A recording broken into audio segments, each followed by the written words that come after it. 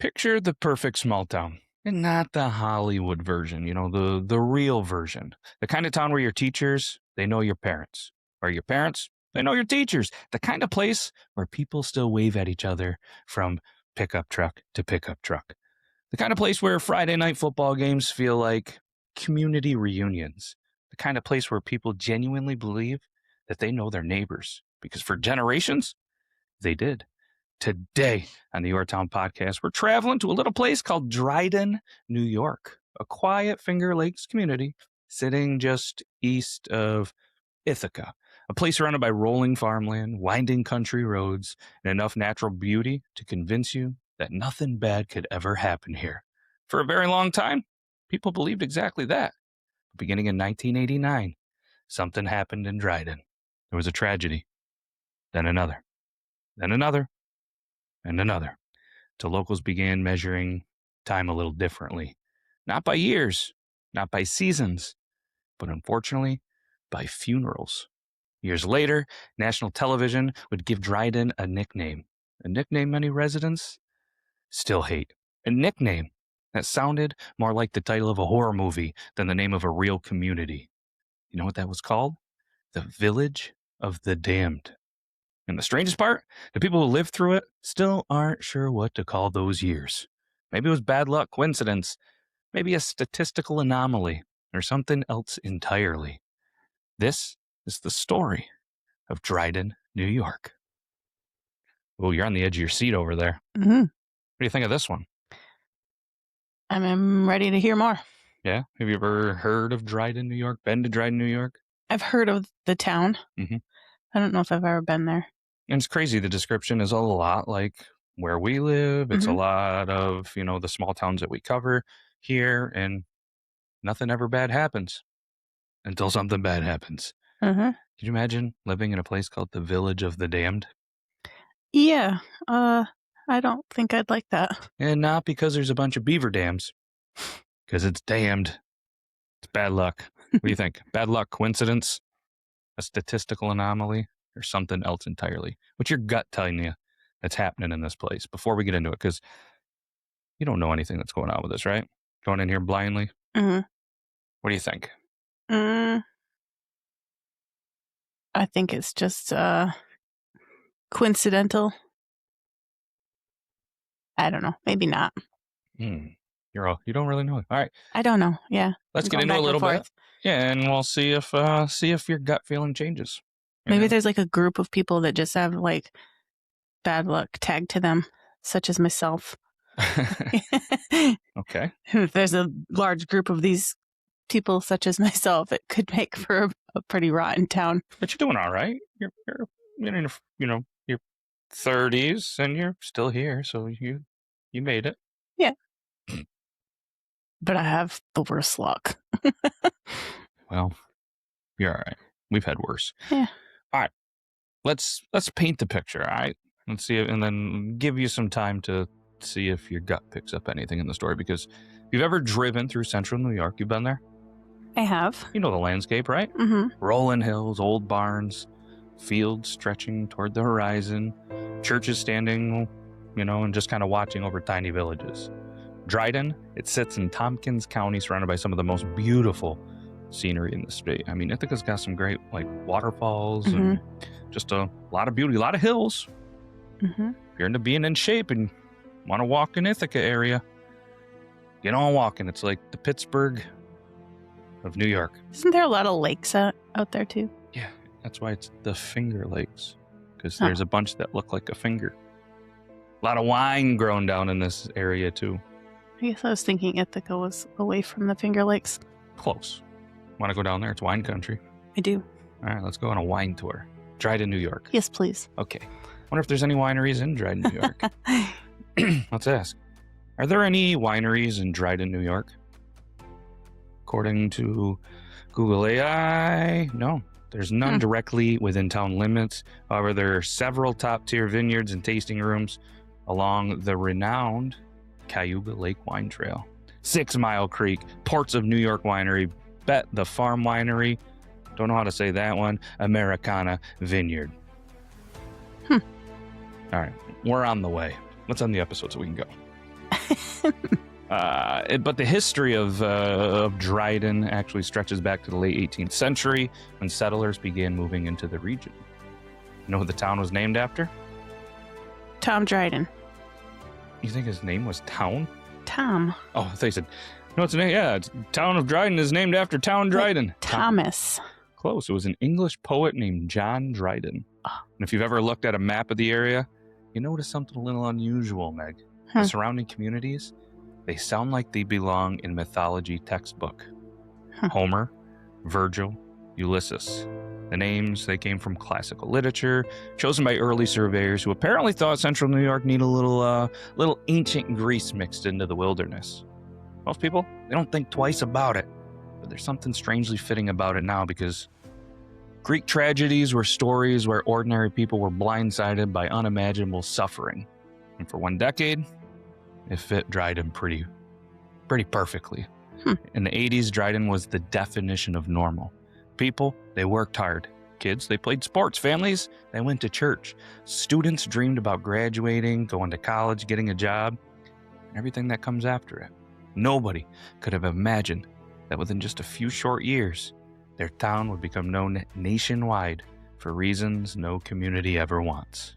Because in December of 1989, Dryden's story changed forever. Picking up anything yet? I still need more. All right. Well, you want more you get. Let's go to December 22nd, 1989, 3 days before Christmas. If you lived in Dryden that winter, you probably remember the weather. Snow. You probably remember all the decorations. The anticipation that always seems to build during that final week of Christmas it's a magical time, right? But inside one home on Ellis Hollow Road, the Harris family was preparing for the holiday just like the rest of the town. You had Warren, who was known as Tony Harris, his wife Dottie, their daughter Shelby, their son Mark. To neighbors, they were exactly what you'd expect to find in a place like Dryden. A family. Nothing more, nothing less. And maybe they still had presents left to wrap, you know? If they're anything like me, it's a last minute kind of deal. But maybe they were sitting around making plans for Christmas dinner. Maybe they hadn't figured it out yet. Maybe they were just counting down the days until relatives arrived. Nobody knows exactly what the final ordinary moments actually look like. And sometimes that's the thing about tragedy. You never realize a moment is important until it's gone. Because sometime during that night, cold night in December, the Harris family, they became victims of a crime that was so shocking that even today, people struggle to talk about it. All four of the family members, they were murdered. Then their house was set on fire. I mean, imagine waking up. You hear sirens, you see smoke, and you're just watching police vehicles flood roads that were normally quiet. You couldn't turn to Facebook, Twitter, or anything and hear what happened. Probably turned on your scanner, you know, but then you start hearing the rumors and everything else that travels through a small town from neighbor to neighbor. Obviously something happened, something terrible happened. And then you just learn how terrible it really was because Dryden, I wasn't used to this. This wasn't, like New York City. Right. This wasn't a place where families are murdered in their houses, This wasn't supposed to happen here. Parents, they started to lock their doors. Neighbors, they had to check on each other. Children overheard conversations that you're not supposed to hear as a kid. And for the first time, a feeling settled over Dryden that would become all too familiar. Fear. Not a fear of monsters or ghosts. It's the fear that comes when something happens that completely shatters your understanding of the world around you. The Harris murders would dominate conversations for months. People wanted explanations. They wanted answers. They wanted something to make sense. But before the town could even begin to heal, another tragedy arrived. Now what are you thinking? Anything? There's a stranger in town. Ooh, okay. All right. So, most communities, they get time to mourn. Unfortunately, Dryden didn't. Christmas came and went. The new year arrived, and people were still trying to process what happened on the Ellis Hollow Road. But January 4th, 1990, what's that, 13 days later, was another bitterly cold winter day. 2-year-old Eliza Bush disappeared. Think about the timing. The town was already grieving. They're already scared. They're already questioning how something like this could happen. Now there's a child missing. Search teams, they mobilized immediately. Neighbors volunteer, friends volunteer, people who had never met the Bush family volunteered. That's what small towns do. You show up. Hundreds of people searched the freezing temperatures and just kind of toughed out through it. They were going through fields and roads and snowbanks and woods. Everybody wanted the same ending. A miracle, right, Meg? Mm-hmm. They wanted a child that was just found alive, a reason to believe something good could still happen in this community. But instead, 13 days later, they find a body. And the shock was obviously devastating.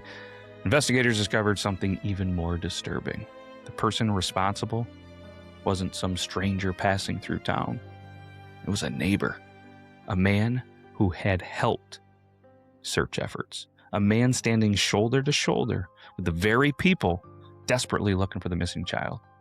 For many residents, this was the moment that everything changed. I mean, the Harris murders shattered their sense of safety. The death of this poor little kid shattered their trust. Because if someone who could help search for a missing child while hiding the truth, how well do you really know your neighbors?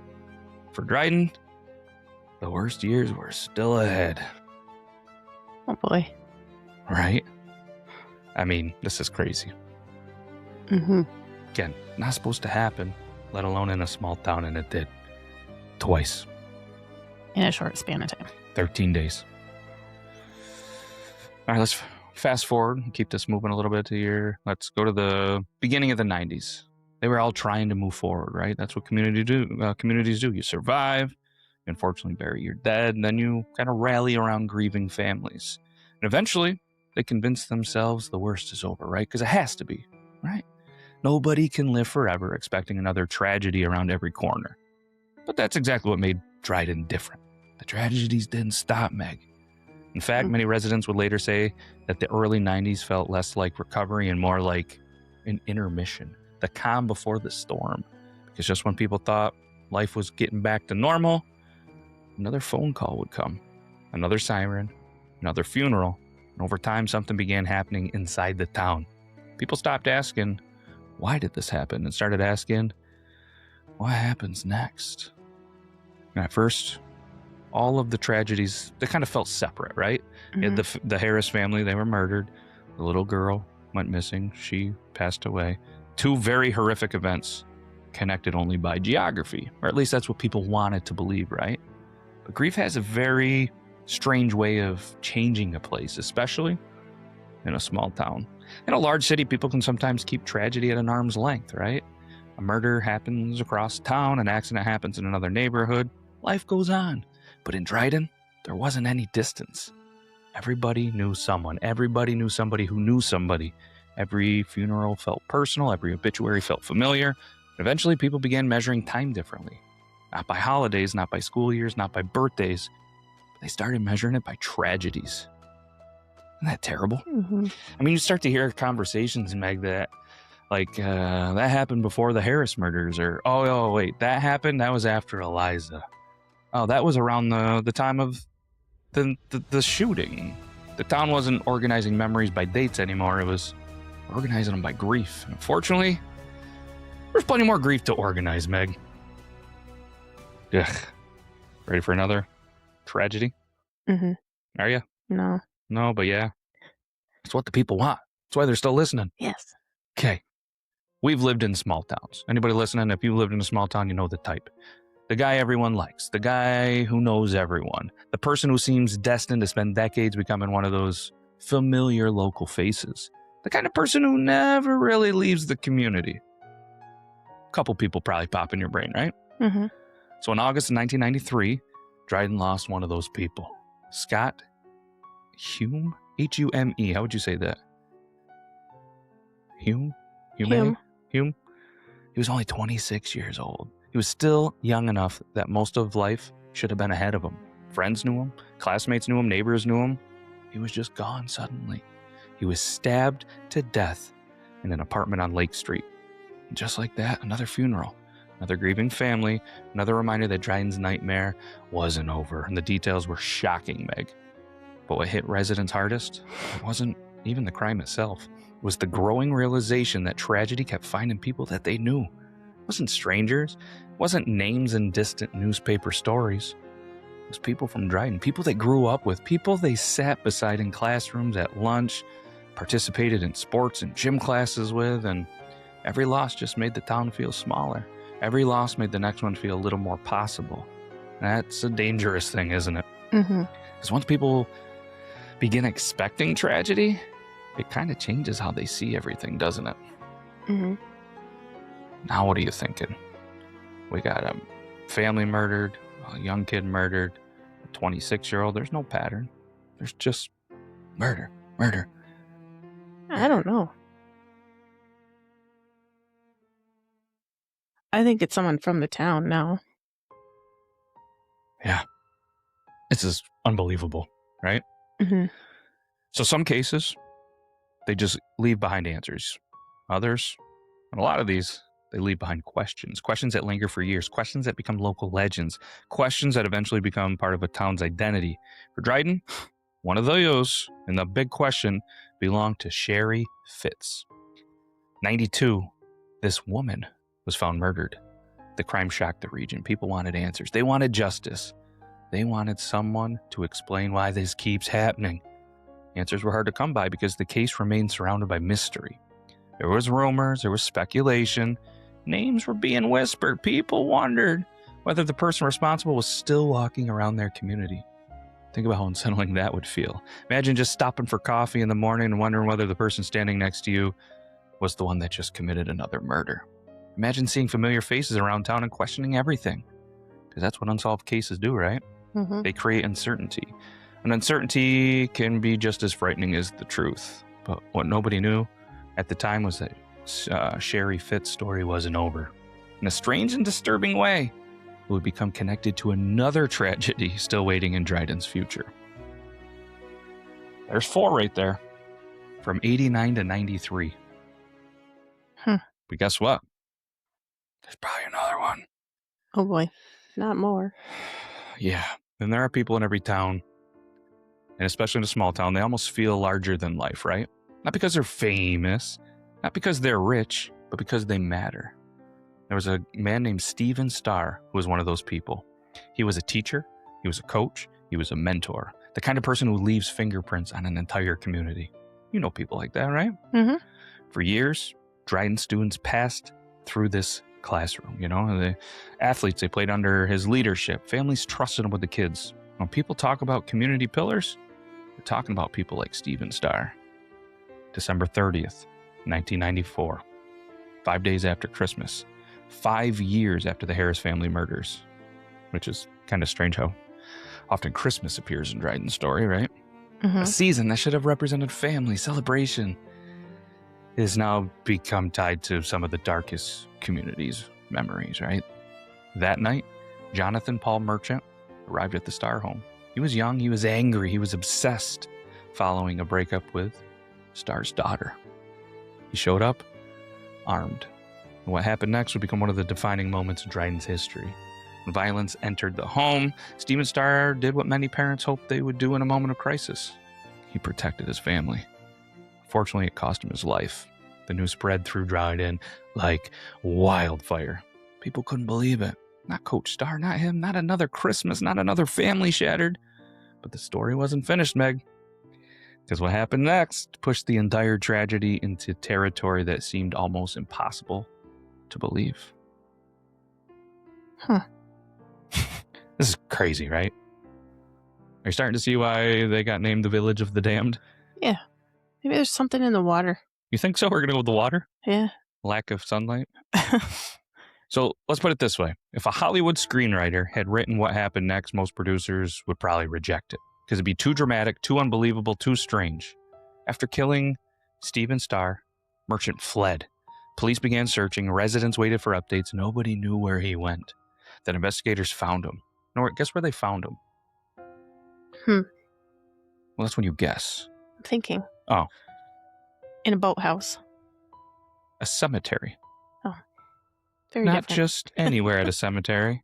He was next to the grave of Sherry Fitz. The name Sherry Fitz, whose murder had haunted the community for years. Merchant had taken his own life. And suddenly one tragedy appeared maybe connected to another. Because for years, residents had wondered who killed Sherry. Now many believed they had their answer. Investigators increasingly viewed Merchant as probably the most likely person responsible, and the symbolism of his final act was tough to ignore, right? A suspected killer ending his life beside the grave of another victim. Could have been any grave. But how old would he have been? It was years before that one, right? Like within a year. 5 years of the... Oh. But no, so it's like a year later. 93, I believe. 92 or 93 was Sherry. And then this one was 94? Okay. Sounded less like real life and more like the ending of a crime novel. Except for it wasn't fiction. It was Dryden. And every strange detail only added to the growing sense that something was deeply wrong. Not supernatural, not cursed, just wrong. As though the town had somehow become trapped in a cycle it couldn't escape. Wild, right? Mm-hmm. Let's ask the internet. I was just thinking that if he was dating the guy's daughter, it was probably a teenager. That's why I was thinking. Let's see. What was his name? How old was Merchant from Dryden, New York, when he murdered Coach? Let's see here. At the time, he was 19 years old. Your suspicion was good.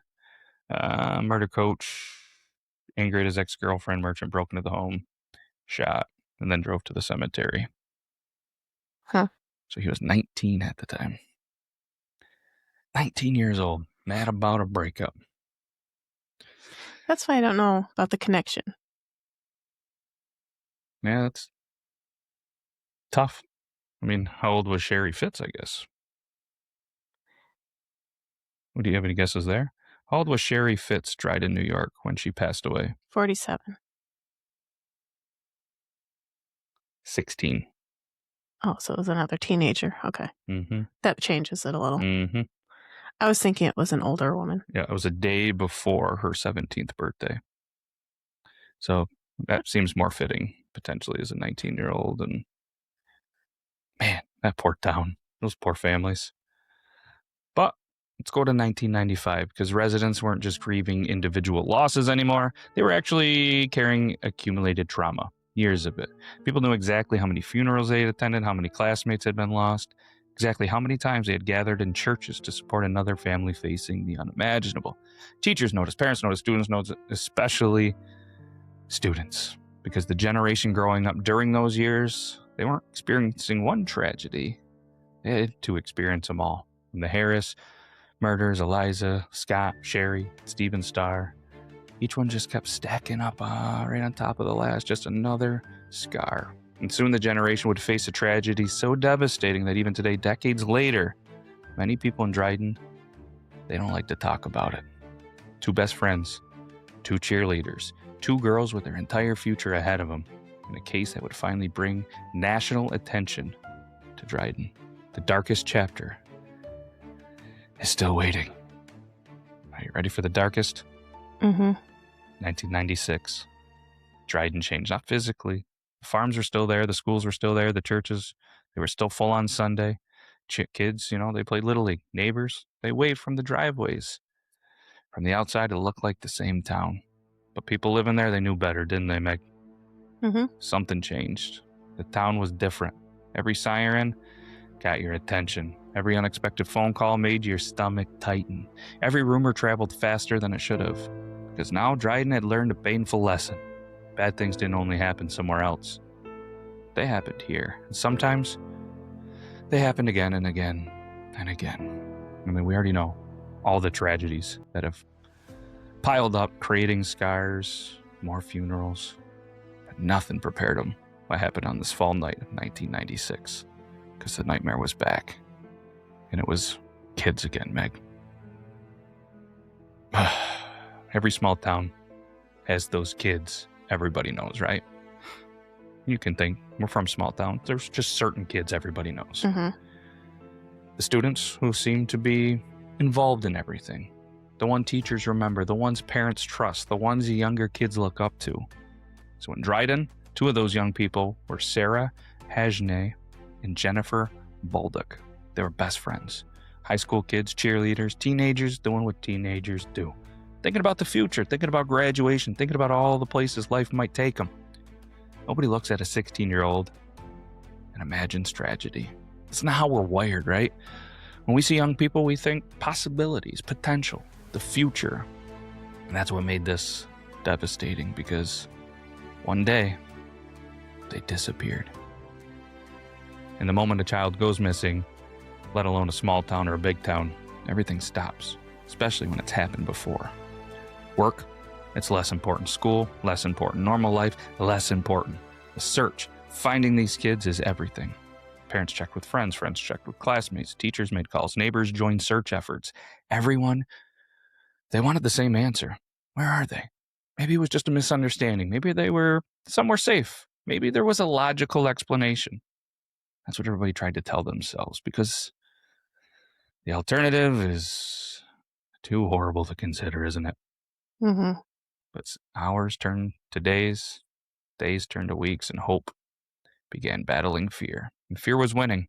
Residents watched television updates, read newspapers, listened to rumors. Every person in Dryden seemed to be having the same conversation. Have they found the girls? Do they know anything? Who could have done this? Then came the answer nobody wanted. The truth. And it was worse than anyone imagined.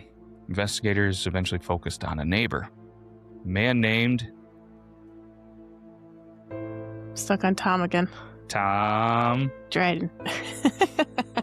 Could you imagine if the English poet from the 1800s stole some kids? No, the man's name was John Andrews. Can't trust a man with two first names. It was somebody who was familiar, somebody that was nearby. Wasn't what you thought originally, a stranger just passing through town. Wasn't a mysterious outsider. It was a neighbor. Again, the kind of person people might pass on the street without even a second thought. Authorities, they ultimately determined that the girls were abducted and murdered. And the details horrified New York. The case got national attention. News crews arrived, reporters arrived. People from across the country suddenly knew all about Dryden, but not for any reason the town wanted. And then, before a trial could fully play out, guess what happens? Andrews takes his own life while in jail. Just like that, no courtroom, no testimony, no verdict, no opportunity for families to confront him, no answers to many of the questions that people had. Just grief, more grief, the kind Dryden had become far too familiar with. For years, the tragedies had just been local stories, regional stories, stories known by people in Tompkins County. But after the murders of the two young girls, it changed because the outside world was paying attention. When outsiders looked at Dryden, they saw something pretty tough to explain. I mean, there was a family massacre, a toddler murder, an unsolved killing, a beloved coach was murdered, students dying in accidents, two teenage girls abducted and killed. One town, one decade, one seemingly endless chain of heartbreak. People, they had to start asking questions. I feel like the same questions residents had been asking themselves for years. How much tragedy could really happen in one place? What were the odds? Was there something unique about Dryden? Something different? Something wrong? The media needed a way to describe it. They found one, the old nickname, the Village of the Damned. If you ask most people from Dryden what they think about the nickname, what do you think they feel about that, Megh? Paranormal. You think? Well, I was going to say they hate it. Wait. Well, maybe it's paranormal. Well, I was thinking, like, if you heard that, what you would think was going on in the town. Paranormal, horror movie. Not knowing any background. Yeah. But they hate it. And I could feel why, because Village of the Damned, like you said, it sounds paranormal. It sounds surrounded by cemeteries. Yeah, it sounds entertaining. It sounds spooky. It sounds like something you'd watch during a Halloween marathon or something, right? But it's not what they experienced. Dryden experienced real families, real victims, real funerals, real trauma. To the rest of the country, it just was a fascinating mystery. But people who lived there, it was life. The nickname turned pain into a headline, and many residents felt it ignored something important. Dryden wasn't defined by tragedy, it was defined by how people responded to that tragedy. I mean, neighbors helping neighbors, teachers supporting students, families caring one another through impossible circumstances, and I feel like that part rarely makes the documentaries. But maybe it should, right?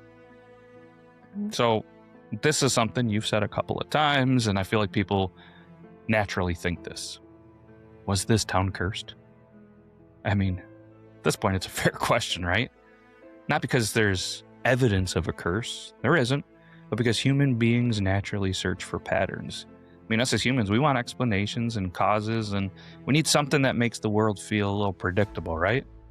But if there isn't a reason, it's kind of frightening. A curse gives tragedy a villain, right? Randomness doesn't. The reality that every major event in Dryden had its own circumstances, its own motivations, its own people, explanation. There wasn't a ghost, a monster, an ancient legend, a supernatural force. It was just an extraordinarily painful concentration of human tragedy. Maybe that's harder to accept. Mm-hmm. I mean, a curse could be broken, right? Random tragedy, I don't think it can. Was it all the same guy, though? He did all of them? No, it's different. It wasn't the same 19-year-old. Oh. Several different. Even the last guy that was accused and went to jail and killed himself. So it's not just one. Oh, yeah, I forgot about the teenager.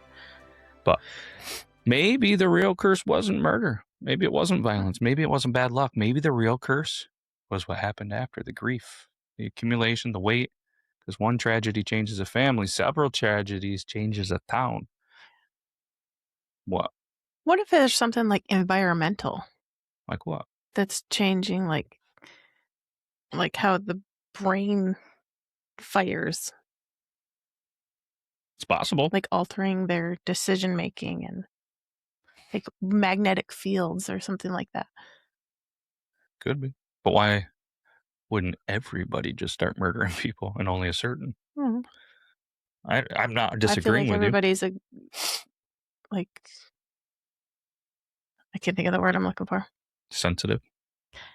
Yeah, everybody's makeup is different. Mm-hmm. So it might affect you differently than it would affect the person next to you. Yep. It's a good question. Could be something. I don't know. But, I mean, put yourself in Dryden. I mean, imagine being a student during that time, how tough that is. And all these teenagers are dying and kids, and then your coach and your teacher. And imagine having to go to the funeral, and then another one, all before adulthood. You know, you're seeing classmates Mm-hmm. pass away, people that just graduated pass away, and you just had to keep learning over and over that tomorrow isn't guaranteed. The kind of thing that changes people, changes community, it changes how you view the world. And maybe that's what outsiders never fully understood. The story of Dryden isn't really about death. Maybe it's about survival. Because today, if you drive through Dryden, you're going to see exactly what you'd expect from a small upstate New York town. Kids playing sports, neighbors mowing lawns, families eating dinner together. Traffic moving slowly through town, nothing unusual. Nothing that would suggest this place once carried one of the darkest reputations in America. And maybe that's the strangest part of it all, because beneath the ordinary surface are memories, stories, scars, entire chapters of local history that refuse to disappear. No curse was ever found, no supernatural explanation has ever emerged, no mystery force was uncovered. Just a difficult truth. Sometimes terrible things happen. Sometimes they happen over and over and over and over and over and over again. Not because the town is cursed, but because life can be. For nearly a decade, Dryden carried more burden than almost anywhere else in America. But the town survived, the people endured, and decades later, they're still there. They're still raising families, still coaching sports, still building a community, still proving that Dryden's story was never really about tragedy. It was about resilience. And maybe that's a story worth remembering, because while the world remembers the nickname, the people of Dryden remember the people. And in the end, that's all that matters, right? Mm-hmm. That's all I got. Interesting. That's a toughie. Hopefully the people of Dryden are doing much better these days. So we're still going to go down there one of these days, hopefully. Maybe for our anniversary, we'll just go Finger Lakes, wine country. Going to Dryden. We're not going to Dryden, but we'll go to the Finger Lakes. Yeah, with my luck, we probably shouldn't. Yeah, Again, my luck's so bad. It is. It's not that bad. Did you live all through this stuff with like Dryden? Maybe you got family from Dryden. There's different kinds of bad luck. Yeah. You can't compare it to. You can't throw all bad luck when all these families went through all this. I know. I'm just saying some people have bad luck. Yeah. Yours isn't that bad. Sometimes it follows them. Get out of here. All right. We got to take our bad luck somewhere else. So that's all we got. We'll be back next week. Take care, everybody. Bye. Bye. Bye. Bye. Bye-bye. Bye-bye. Bye. What? You did it different. All right. Should I rewind it real quick? That's all we got. We'll be back next week. Take care, everybody. Bye-bye. Bye. Is that better? Yeah. Okay, we're out of here. Peace out.